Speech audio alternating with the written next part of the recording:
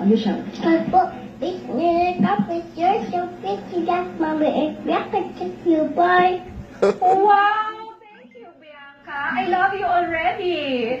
Ang cute yung ang galing naman niya. Bakit muna Bianca Marie Francisca ang pangalan niya, Bianca?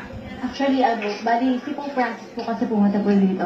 Okay. Ang wish po namin, magkaroon po ng baby. So, if girl, Francisca, if boy, Francisco. Then, ayun po, after a month, nag-buntis na po. Ang bilis naman sumagot ni Thank you, Lord. Pope Francis. Opo. At of course ni God, no? At nabigyan kayo ng hindi lang girl, kundi genius. Oo. Paano mo nalaman na itong yung genius, itong anak niyang si Bianca? Actually po, naniniwala po ako na lahat po ng mga bata matatalino.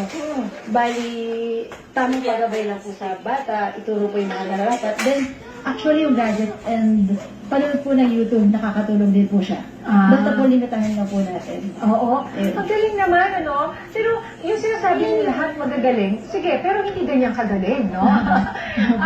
Paano natutunan ni Bianca ang mga ganyan?